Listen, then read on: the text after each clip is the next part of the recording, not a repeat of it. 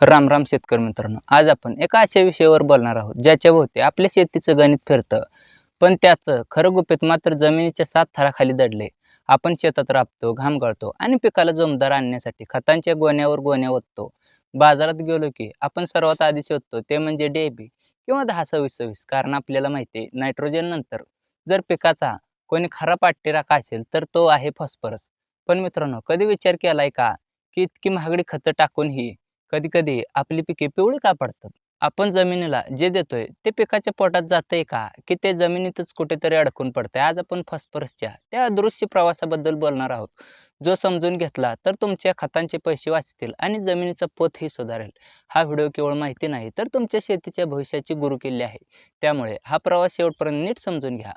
Video पुढे सुरू करण्यापूर्वी एक छोटीशी विनंती. आमचं एक खास WhatsApp चॅनल आहे जिथं शेतीशी संबंधित उपयुक्त, अद्ययावत आणि महत्त्वाची माहिती शेअर केली जाते. त्या चॅनलची लिंक डिस्क्रिप्शनमध्ये दिलेली आहे. एकदा नक्की जॉइन करा. तसंच आमचं Instagram अकाउंट देखील फॉलो करा. कारण तिथं सुद्धा तुम्हाला अभ्यासपूर्ण, माहितीपूर्ण शेतीविषयक कंटेंट पाहायला मिळेल. तर चला व्हिडिओला सुरुवात करूया. शेतकरी मित्रांनो, आधी हे समजून घेऊया की फॉस्फरस नक्की करतो काय?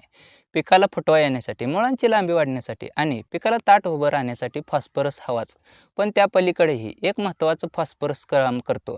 ते म्हणजे ऊर्जावाहन. ज्याप्रमाणे आपल्या मोबाईलला चालवण्यासाठी बॅटरीची गरज असते, तशीच पिकाच्या शरीरात ATP नावाची ऊर्जेची बॅटरी असते. या बॅटरीचा मुख्य घटक म्हणजे फॉस्फरस. सूर्यप्रकाशापासून मिळणारी ऊर्जा शोषून ती झाडाच्या शेंड्यापर्यंत पोहोचवण्याचं काम फॉस्फरसच करतो. जर फॉस्फरस कमी पडला तर पिकाची वाढ खुंटते, पानांचा रंग जांभळट किंवा काळपट हिरवा होतो आणि सगळ्यात महत्त्वाचं म्हणजे मुळांची वाढ थांबते.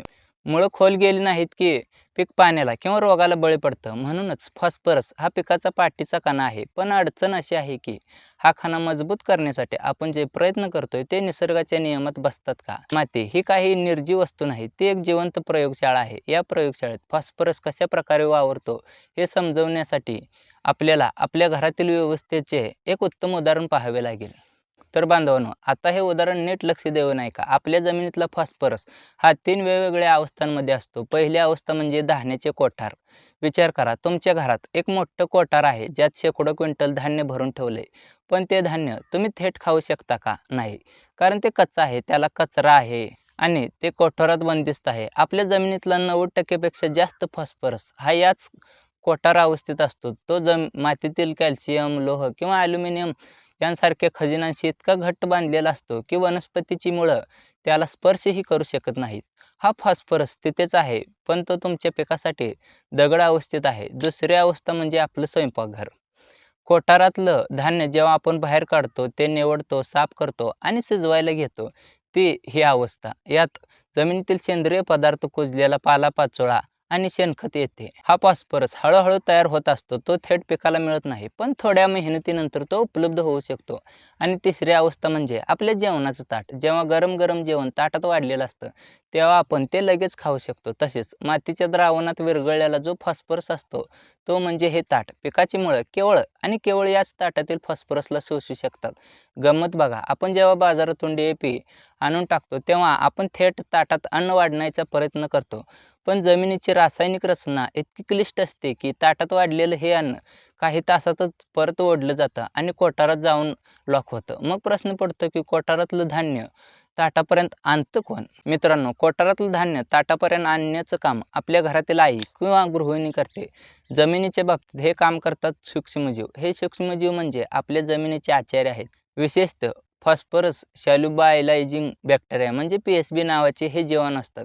ते या कोठाराच्या चाव्या आपल्याकडे ठेवतात. जेव्हा पिकाला भूक लागते, तेव्हा पीक आपल्या मुळावाटे एक विशेष संदेश किंवा रासायनिक द्रव सोडतं. याला विज्ञानाच्या भाषेत रूट एक्झिक्युट्स म्हणतात. हा एक प्रकारचा सिग्नल असतो. जसं आपण हॉटेलमध्ये गेल्यावर वेटरला ऑर्डर देतो, पिकाने सिग्नल दिला की हे सूक्ष्मजीव कामाला लागतात. ते विशिष्ट आम्ल म्हणजे ॲसिड्स तयार करतात, जे कोठारातल्या घट्ट फॉस्फरसला विरघळवतात आणि त्याला पिकाच्या ताटात म्हणजेच मुळांजवळ उपलब्ध करून देतात.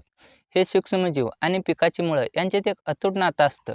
पीक हे सूक्ष्मजीवांना स्वतःची ऊर्जा म्हणजे साखर देतं आणि बदल्यात हे सूक्ष्मजीव पिकाला फॉस्फरस आणि इतर अन्नद्रव्ये मिळवून देतात. जोपर्यंत ही देवाणघेवाण सुरळीत चालते तोपर्यंत तुमच्या शेताला खताच्या जास्तीत जास्त डोसची गरज भासत नाही. पण आपण काय करतो, आपण या कामाकडे दुर्लक्ष करतो आणि केवळ बाहेरून तयार अन्न म्हणजे रासायनिक खत देण्यावर भर देतो. आता एका महत्त्वाच्या मुद्द्यावर येऊया. आपण जेव्हा मर्यादेपेक्षा जास्त रासायनिक फॉस्फरस खते शेतात ओततो तेव्हा नेमकी काय अडचण येते? विचार करा. जर तुम्हाला रोज कोणीतरी आयतं जेवण ताटात आणून दिलं, तर तुम्ही स्वतः कष्ट करून स्वयंपाक कराल का? मुळीच नाही. अगदी असंच पिकाच्या बाबतीत घडतं. जेव्हा आपण भरपूर खत टाकतो, तेव्हा पिकाला वाटतं की आता आपल्याला सूक्ष्मजीवांची मदत घेण्याची गरज नाही. पीक मुळांवाटे सिग्नल देणं बंद करतं. परिणामी मातीतील सूक्ष्मजीव उपाशी राहतात आणि त्यांची संख्या घटते. हळूहळू आपली माती निर्जीव होऊ लागते. दुसरीकडे आपण टाकलेला जो जास्तीत जास्त फॉस्फरस असतो तो मातीतील चुनखडीशी किंवा कॅल्शियमशी किंवा लोहाशी संयोग पावतो आणि त्यांचे रूपांतर अतिशय कडक क्षारात होते. यालाच आपण फॉस्फरस फिक्सेशन म्हणतो. ही प्रक्रिया इतकी जलद असते की आपण टाकलेल्या खतातील केवळ 10 ते 20% फॉस्फरस पिकाला मिळतो. बाकीचं 70 ते 80% फॉस्फरस जमिनीत दगड बनून पडतो. मग पुढच्या वर्षी आपल्याला वाटते की जमीन खत मागत आहे म्हणून आपण अजून जास्त खत टाकतो. हे एक असं दृष्ट चक्र आहे ज्यात आपला खर्च वाढला जातो आणि जमिनीची सुपीकता मात्र कमी होत जाते. शिवाय पावसाच्या पाण्यात विरघळून हा फॉस्फरस जेव्हा नद्या नाल्यात जातो तेव्हा तिथल्या पाण्याचे प्रदूषण करतो, ज्यामुळे पर्यावरणाचेही नुकसान होते. आता तुम्हाला प्रश्न पडला असेल की मग आपण खत टाकायचं बंद करायचं का? तर उत्तर आहे नाही. आपल्याला खत टाकायची पद्धत आणि जमिनीचं आरोग्य सुधारायचं आहे. सर्वात आधी आपल्या जमिनीचा सेंद्रिय कर्ब म्हणजे ऑर्गॅनिक कार्बन वाढवण्यावर भर द्या. सेंद्रिय कर्ब हा त्या सूक्ष्मजीवांचे घर आणि अन्न आहे. जर ते सेंद्रिय कर्ब चांगला असेल तर सूक्ष्मजीवांची संख्या वाढेल आणि तुमच्या कोठारात साठलेला जुना फॉस्फरस उपलब्ध व्हायला सुरुवात होईल. दुसरं म्हणजे खत देताना ते विस्कटून न देता चाड्याने किंवा मुळांच्या जवळ पडेल अशा पद्धतीने द्या.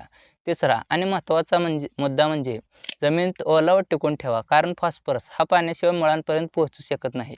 आजच्या प्रगत तंत्रज्ञानाच्या युगात सारखी नवीन उत्पादने उपलब्ध आहेत जी पिकाची सिग्नल देण्याची क्षमता वाढवतात.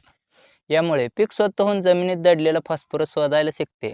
थोडक्यात सांगायचं तर आपल्याला जमिनीतील फक्त फीड करायचे नाही, तर जमिनीला ॲक्टिवेट करायचे आहे. जेव्हा आपली जमीन जिवंत होईल तेव्हाच खऱ्या अर्थाने आपली शेती नफ्यात येईल. तर मित्रांनो, फॉस्फरसचं हे विज्ञानाचं कोठार आज आपण उघडून पाहिलं. लक्षात ठेवा, आपली जमीन ही केवळ एक वस्तू नाही, ती आपली आई आहे. आपण तिची जेवढी काळजी घेऊ तेवढं ती आपल्याला भरभरून देईल. खतांच्या गोण्यावर खर्च करण्यापेक्षा जमिनीच्या आरोग्यावर खर्च करा, माती परीक्षण करा आणि विज्ञानाची जोड देऊन शेती करा. जर तुम्हाला ही माहिती आवडली असेल तर हा व्हिडिओ प्रत्येक शेतकरी बांधवांपर्यंत पोहोचवा, कारण जेव्हा आपला शेतकरी विज्ञानाने समृद्ध होईल तेव्हाच आपला महाराष्ट्र आणि आपला भारत खऱ्या अर्थाने सुजलाम सुफलाम होईल. तुम्हाला अजून कोणत्या विषयावर माहिती हवी असेल तर कमेंटमध्ये नक्की सांगा. आपण अशाच प्रकारे शेतीमधली गुपित उलगडत राहू. व्हिडिओ पाहिल्याबद्दल मनापासून धन्यवाद. भेटूया पुढच्या व्हिडिओमध्ये. तोपर्यंत राम राम.